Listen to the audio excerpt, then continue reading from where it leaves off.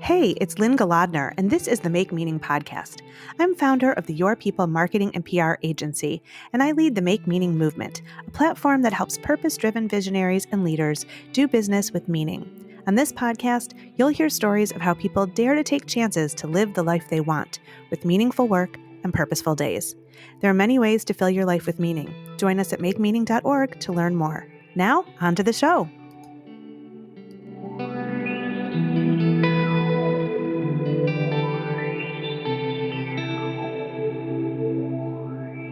Froswa Booker-Drew, PhD, believes relationships are the key to personal, professional, and organizational growth.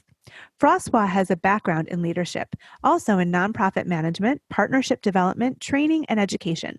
She was National Community Engagement Director for World Vision U.S. programs, and she is the co-founder of Heritage Giving Circle, the first African-American women's giving circle in Texas. She's incredibly well educated and trained, including degrees from the University of Texas at Arlington, Oklahoma City University, and Antioch University. And she attended the Jean Baker Miller Institute at Wellesley for training in relational cultural theory and completed UNICEF training on equity-based evaluations. Froswa is the author of 3 books and a college professor, and currently serves as Vice President of Community Affairs for the State Fair of Texas. Froswa, welcome to the Make Meaning podcast. Thanks for having me. I'm so excited to be here. Well, I'm just so impressed with all that you do and have done. I just feel like you're changing the world every day. So kudos to you for all of your great work. It's amazing. So I know that you call yourself a connector. I want to hear a little bit about what that means and how it plays out in your daily work and life. So I spend so much of my time looking at problems and seeing people as solutions to those problems. And so in my role at the State Fair, I'm constantly looking at, issues that our community has. And we're located in a community that has a lot of challenges. And so I'm often thinking about ways in which we can bring people to the table who can help solve for those. So whether it's someone that could be a donor, whether it's, I had a group who recently had an RFP where they didn't know what to do. And I knew someone who worked on RFPs for businesses and connected them to share resources. So it shows up in so many areas of my life. And I didn't know there was a term for it, but I found myself very early in my career when I would hear people talking, thinking about, you need to know this person. And so I do that not only, in my professional life, but my personal life. I joke with my daughter and tell her at my funeral, I really want it to be a networking session. I want all my friends to know one another and just spend the first hour talking to each other. And then you can do, a little small service. But I just love people getting to know each other because I think so often we look at relationships as being solely transactional, that I get something out of it. And I don't think we spend the time to really think about how relationships can be transformational. And I say that all the time because we don't think about when we're in connection with someone and getting to know them, that there's information that we can share that could totally change who we are, whether they connect us to a person, they give us advice, whatever it may be. Relationships really help move the needle in our lives. It's really true. I mean, I love how you said relationships as transactional versus transformational. And, I wonder, how do we learn that? I'm just sort of analyzing this and unpacking it a little bit, but, we start in relationship when we're little and even just befriending other kids on the playground. Is it at that age transactional or transformational? And does it change at some point in our lives? What do you think about that? That's an awesome question. I think it's both. I think sometimes their relationships, like I remember as a kid being bullied, although that wasn't a positive transformational situation, it was transformational because for a period of time, I didn't trust women because the people who had bullied me and who I had a lot of negative experiences with growing up happened to be female. And, I always tell people I had to also change the way I saw myself and how I saw women. And once I did that, it's not to say that there weren't bullies and people that weren't positive people, but I ended up attracting more people in my life who were loving and kind. I have an amazing network of both female and male friends, but I think, we have to keep in mind that those experiences shape us. and whether they're good or bad on the playground. If a kid calls you a name, it's just like even with racism. We learn that not necessarily from textbooks. Sure, we see it on TV, and we can learn it from textbooks. I don't want to dismiss that. But quite often it's because someone has taught us that, or someone has done something to us. And so all of it is connected to relationships. And then it's reinforced. Even if you see it on TV, then you're on the playground, and that idea is reinforced by a person who either says it or acts it out. It's so true. I remember I have 4 kids, and when my daughter was little, there was some kind of bullying situation going on. I mean, I think it was like second grade. It was very young, and I was trying to figure out, what was happening here and how could we rectify it. And long story short, one of the girls, I got to know her mother, and I saw that her mother was kind of a bully in the family. And I Yes. had heard from another mother that this girl's younger sister, who was in kindergarten, was bullying her kid. And so I'm like, all right, the common denominator is that family. And these are young girls. They're not like you're not born bullying. And so, No. it happens at home. It's what they're seeing. And so they're modeling what they know. And I think it's really powerful, mentioning racism. Absolutely. That you don't come out of the womb disliking someone because of the color of their skin. It's You like don't know. ridiculous. Yeah, you Right. don't. And notice when children are very young on the playground, Yeah. it's fascinating. When my daughter was a little kid, it was like she recognized little people. It's like a radar that when they see another kid, they automatically eyes connect, and the first thing that they want to do is play. Oh, yeah. and Absolutely. and they have no barriers or concerns. It's just having a good time until a relationship teaches them, no, get away, you Yeah. can't do that, that person is bad. And so our relationships, even when we think about leadership, the Hmm. way that many of us show up even as leaders is based on relationships that we've had. So if we've had a boss who micromanaged us, we Hmm. will oftentimes think, well, that's what leadership looks like. I mean, because we got things done. Or for me, when I had bosses like that, it was appalling. And I vowed to be something totally different because I saw how that was damaging to me. So Hmm. again, relationships have so much to do with crafting how we see the world, how we see ourselves, and then how we show up. That's so true. I love how, your worldview comes from your experiences and what you're seeing around you in relationship. And I do think that all of this can be learned and unlearned. I remember when my Agreed. children were little, they didn't see, if somebody had a disability or they were older or there was something, different about them. They really didn't see that. They just saw the person. They learned to see distinction over time. It wasn't something that they knew when they were little. They just saw a person being nice to them or a person not being nice to them. Right. Right. Yeah. And I think what often happens is that those experiences, to your point, parents affirm or, repel their kids based on what they see their parents. Because think about it, your first teachers are your parents. And Hmm. so a lot of who we are and how we see relationships, our marriages, Hmm. no one gets a book on this is what you do to have a great marriage or have a great dating relationship. It is modeled for us. And then we have these expectations around roles of this is what a man we think is supposed to do or what a woman does.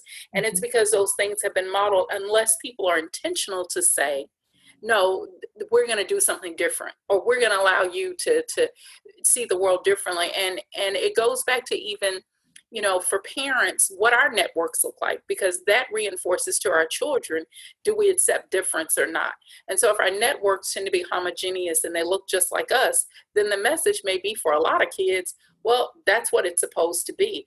Versus, and not to say that there's anything wrong with it, because we have family, they're friends that we've grown up with in those circles. But I think, and I talk about this around social capital, is that most of us are so used to doing what's called bonding social capital, connecting to people that are just like us, and nothing wrong with that. But at some point, we've got to look at both, which is bonding and bridging. So how do we connect to people that are different than we are? Because that's when we're going to experience difference, as you said, your children with being around people who have disabilities or seeing people that are older. And when parents are intentional about exposing their children to this huge ideal of possibilities, then difference doesn't become this ideal of being harmful, because I think for a lot of us, safe means same. It's really interesting. I know you're a college professor. Where do you teach? I teach at Tulane starting this fall. Woo-woo. Ooh, awesome. Cool, cool, cool. I love that. So, as a college professor, and I have one kid going off to school in a couple weeks actually. Oh, And wow. and as a marketing and PR professional, I work with a lot of universities and schools. And I'm fascinated by this transformational age of adolescence, when you're really figuring out who you are, you're leaving the nest, you have an identity that was given to you, but now you have the opportunity through independence to figure out who you are and what you believe. But so many of these perspectives are cemented early on. So Yes. even by the university that you choose, it can be, you can go into sameness or you can discover difference.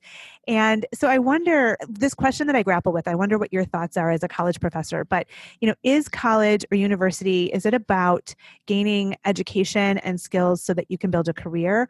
Or is it about developing who you are and who you want to be in the world? Or is it both? What are your thoughts on that?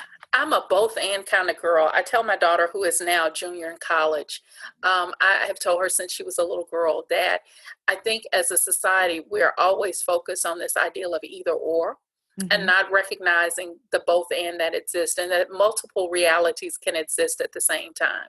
And Okay. so I think for young people, yes, college is about getting information that will give you a label to be able to go and get a job, hopefully. It's not necessarily a guarantee, but hopefully you will do that. But I think what college did for me was bigger than that. It was the relationships again. I remember I was volunteering, had no idea that there was a group of folks who were watching me. Hmm. And it ended up turning into a full-time job where I had to ask my dean and my chair, what could I do to go on and try to graduate? Because it was an amazing opportunity. I was like 3 hours away from it, but it was an amazing opportunity. And one, if I had not had the relationship with my dean and my chair, we wouldn't have been able to work out something where I could finish and take this job. But it was also me volunteering and showing up and trying to do my best. And I was so young, I think in retrospect, and I often joke about this, that I shouldn't have been teaching anything at that age because I didn't know what I was talking about. Hmm. But I showed up. And so having those relationships, and one ended up, with that job, she's my mentor. Even 30 plus years later, she's still a Hmm. mentor in my life. So relationships are critical, I think, for the success of our young people. One, and shaping who they are and discovering what's important and what values they have. And it's also moments of what you talk about is cognitive dissonance, where young people are faced with these issues of, oh my goodness, my parents taught me this, but I'm seeing something different. So what Mhm. do I believe? And their values are tested. And some young people will go, I don't know if I agree with that. Others may go, yeah, this is what my parents have said. I'm sticking to it. I think we all go through this wrestling, and college allows young people to figure out what's important to them, who they are, build some amazing relationships, but it also helps them think about what's the path for them and discovery. And so I think it is, imperative as parents, and I'm learning to let go. It's hard, but as parents, you still want to say, pay attention to this. I was telling my daughter, you need to wear a mask. And I knew she was thinking, where do you think I've been the last 6 months? I know I need to wear a mask, but allowing them the space to find who they are, knowing that whatever you taught them, they'll be okay. And they have that as foundation, and it will continue to grow in its space. That's really true. It's great points, and I love your perspective about how important relationships are. And I've been saying to my son that he's done very well in high school, and I'm sure he expects to do the same in college. And we've talked a little bit about what if your grades dip, or they probably will first semester. But I've said to him, it's not, college is not about the grades. It's about becoming who you're meant to be. And Yes. I remember you said when I was preparing for the interview, you said, I've never been to a funeral where the person's job is discussed. And it's really true. It I is. and I think that it's an important distinction. And so I wanted to ask you, should we be living with an eye toward the legacy we will leave and the impact we make? Should that be our driving force? It's different for everybody, but that is for me. A friend of mine had me do something that was so bizarre, and it was to write my own obituary now. And Wow. I remember just going, I don't want to do it. That's so morbid. It was Mm-hmm. one of the most liberating experiences I've had, Hmm. because in writing the obituary, it made me think about how I wanted to live. Isn't that something? And Yeah. thinking about dying, it forced you to think about how you're being intentional in living. Because, when you look at most obituaries of people that have accomplished things, they talk about they did this and they were able to impact their kids and what they left behind. And all of them, if you notice, in some way talk about a relationship, that Hmm. they were able to give money to this group and what it did for this organization, or how they connected to these people. And so for me, it is about thinking and being strategic about legacy. How is it that you want to be remembered, and what are you doing to make the world a little bit better? And I think we often leave that to people who are famous or wealthy and think that that's only for them, when in reality all of us have a reason why we're here, and there's something that we have to deposit in someone, whether it's our kids, whether it's in a coworker. But there is something that each of us has that we can deposit, and if we're open, we can get things deposited in us that help us to be better and live in a way that our grandkids can be proud of saying that was my grandmother. I totally agree. This is the Make Meaning podcast, and we focus on how people find their meaning and live by purpose. And I say all the time, I mean, I feel like I feel like you're pulling words out of my own head, where, we are all here for a reason. Every single person on this planet has a mission, and I believe it's our life's journey to figure that out and enact it. And there's so much clutter and so much distraction that could obscure that mission. But I think that's what it comes down to. It's about meaning and purpose. I'm taking this class, believe it or not. I am a fan of Lori Beth Jones, and Hmm. she is one of my favorite authors. And her first book was called Jesus CEO, and it's not preachy, but I love her work. And so she wrote a book called The Path, which helps you develop your mission statement. So years ago, I developed my personal mission statement. Even at this season in my life, I'm sitting back going, okay, how am I using my time in a way that allows me to live on purpose? And so I started taking this 6-week class with her, some of her proteges, and it has been mind blowing for me, because it has helped me to not only affirm, but to really begin to focus in on what is it that I feel led and called to do. And I would strongly encourage people to do a couple of things. It is looking at your personal mission statement. If we work for companies that develop them all the time, why is it that we don't have one for our own lives? And looking at so many people, in history who had them and how that shaped and developed a path for them.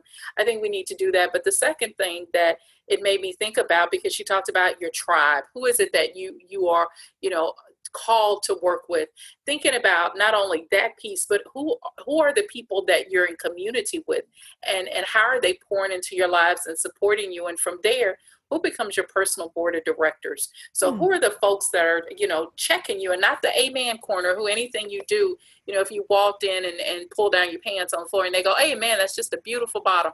Not that group. You want the group that goes, girl, what's wrong with you? I love you, and I'm going to challenge you. And so what does it look like for all of us to have a personal board of directors who helps us hone in on that vision and that mission that we have for our lives, so that when we do leave the planet, even if we don't do it all, we've executed on it and implemented some of those things that were important to us. Okay, so I have to ask, would you share with us your personal mission statement? Yes. So my personal mission statement, we're still crafting, is to connect, to engage, and to translate purpose to women. Love it. Love it. Oh, that's awesome. That is super, super cool. So we're going to share all this in the show notes. But I love this idea of developing a personal mission statement. And it's a lot like what I do with the Make Meaning movement, and helping people find their personal meaning so that it can direct their decisions for work, for everything in your life. If you know what you're here to do, you can really live by purpose, which I think is super Yes. important. So Yes. I want to pivot a little bit. We're at this critical moment, which I hope is a moment of great change in our country. I mean, I'm hoping. I remain optimistic, although we have quite a history that has proven otherwise. But I'm hoping we're on the doorstep of a new dawn. Me But what too. are your thoughts about the upheaval we're experiencing with younger and younger voices finally shouting for unequivocal change? You know, we're enduring divisive politics, unbelievable racial inequities that continue to endure really astoundingly all these hundreds of years later, and of course, global health challenges. So, I mean, what are your thoughts about this uprising of young voices? Do you think it's going to move us toward that new frontier? I sure hope so. I was telling my boss, when you think about the year 2020, think Hmm. about vision. When you go to the eye doctor, Hmm. perfect vision is 2020. This Right. year is about vision and exposure. We're beginning to see who we really are. But I think it's also an opportunity for us to see what possibilities could look like. And so there's a double edged sword there. I think for a long time, many of us have been complacent Yeah. and disconnected because it didn't impact us. And now that we're home, we're forced to have to look at things because we're not able to go to ball games and dull our senses with entertainment because it keeps us from having to feel. And I Mm. think now that we are having to be bombarded with these things, we're having to make some real serious decisions about how do we move forward, not just as individuals, but as a community, because our destinies are tied together. And if I don't thrive and do well, you got to know it's going to have some impact on you directly or indirectly. And Mhm. so I'm excited to see young people who are finding their voices and are speaking up. When you look at any movement that has happened in history, it has been because young people have been involved and have been at the center of it. I mean, think about when you look at King and what happened in the civil rights movement, they were fairly young. Oh, yeah, and definitely. and and so it is going to require young folks who are going to be here, who have investment in the future, to speak up. And I think it's important for those of us who are more seasoned, as I call myself, to support them and to marry this idea of innovation and creativity with wisdom. Mm. And instead of beating them down and doing this boomer, and millennial fight argument thing, which is so ridiculous to me, because if you're honest, those two generations are very much similar than they are different. Yeah. And Yeah. instead of them coming together, why would we create divisiveness? And at the core of all of it is this idea of losing power. Mhm. And what we don't understand is that when we share it, all of us actually benefit. I recognize when I give away relationships, and I'll just be honest, when I was young, it was real easy to want to hoard stuff because you wanted people coming to you. It's exhausting and it's ridiculous. But I Mhm. recognize that when I opened up my hands and gave more away, that it actually ended up increasing and giving me even more, where I was going, where is this all coming from? I think that's the mentality as you talk about your show's title and making meaning.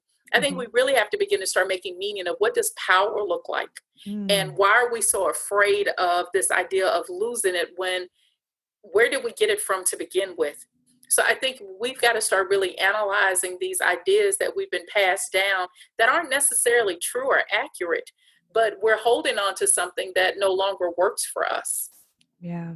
I find such inspiration in these young voices, and it just gives me hope because the future's in their hands, and I want to believe it's a better future. And so I think we all had intentions of taking us there, but it doesn't always work. And so I'm just hoping that this is a new destiny, a new dawn for sure. I am excited because I'm seeing so much come out of it, and to see when you look at these protests, that it's not just Black kids that are out there and young adults that are out there fighting. You're Hmm. seeing all kinds of ethnicities out there, and you're Hmm. seeing people of different ages that are showing up, even though it's a lot of young people. I love it, and I Yeah. strongly encourage them to continue raising their voices and asking the hard questions that many people were afraid to ask and who were complacent. And because they benefited from it, they let things be. I think it's time to really begin to evaluate, as I mentioned earlier, what are the possibilities in reimagining a world that is inclusive and that all of us can benefit from,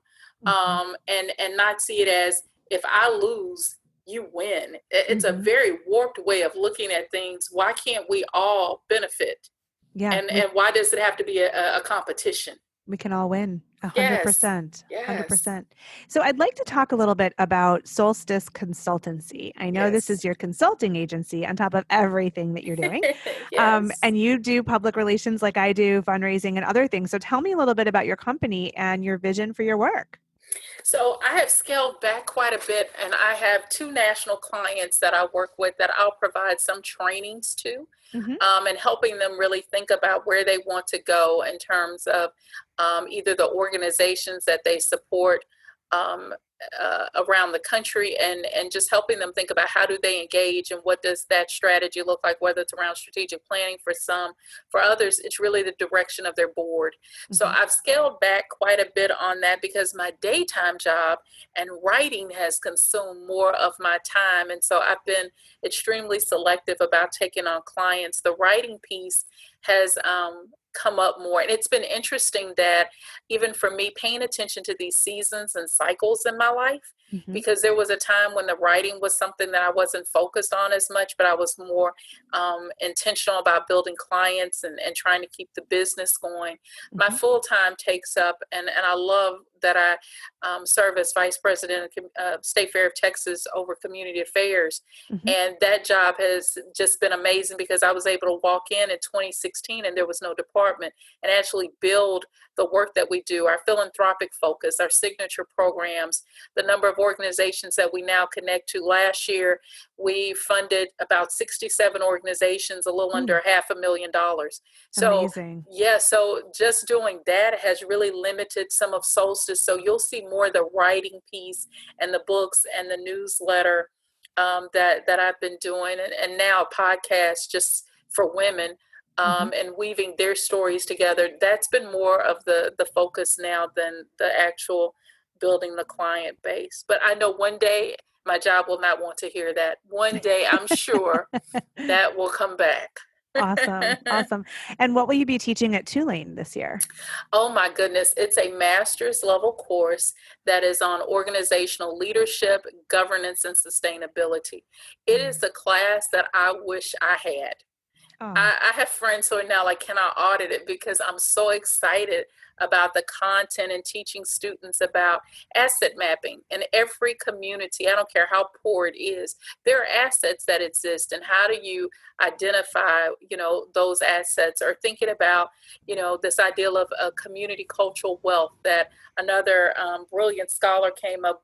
Two scholars actually have come up with the asset mapping piece, and then a brilliant scholar came up with the community cultural wealth model, and helping young folks, and not and again some seasoned folks, begin to start thinking about how relationships impact our board governance, our fundraising, Hmm. all of those things that make a strong nonprofit or even governmental organization.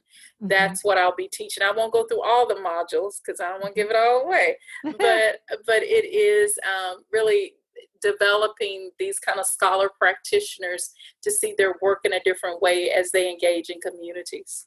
Beautiful. That's really exciting. Congratulations. Thank you. So, I typically finish our podcast interviews by asking guests what permission slips they would offer to our listeners. Oh, I These love it. these are words of wisdom or pieces of advice to help others give themselves permission to pursue their meaning and live by purpose. So, Francois, I would ask you what permission slips you might offer to our listeners today. This is going to sound strange, but it's okay to be angry. I think for so long, women have been told that that's not an emotion that they should show and that it should be suppressed. Now, I'm not suggesting you walk in and tear up, you know, Hmm. stores and things like that. No, no, no. What I am saying is that you should be able to express the totality of your emotions. And when something bothers you, you should have the right to be able, in a respectful way, to talk about what is bothering you. But I find that so many women do not have safe spaces to share their emotions, and that we are rewarded for quite often just being quiet and kind and nice, and not being able to have opinions, and strong opinions at that. And it's okay to do that. Mm. I love it. And thank you for taking a stand because I think that you're right, that it isn't encouraged to show anger and show emotion, but you know what? It's real. And we're in a time when I think it's expected. I think that it's normal to feel a lot of strong emotions about everything we're going through right now. And if we don't Yes, feel them and express them, they're just going to bubble up and come out in ways that we don't want them to. So I think that's brilliant. exactly, Well, exactly. Froswa, I can't thank you enough for being on the Make Meaning podcast. You're an incredible woman, and I'm so delighted to know you. And thank you so much for sharing your wisdom and your experience and your journey with us here. Thank you, friend. I'm so glad that I got to meet you, and I look forward to connecting with your audience, and anything that I can do to share, I'm here. Thanks for listening to the Make Meaning podcast with Lynn Galadner. You can find us wherever you listen to your favorite podcasts. If you like what you've heard here, join us over at makemeaning.org to discover how you can add more meaning to your life. And hey, if you like our conversations, please subscribe and share this episode with the meaningful people in your world.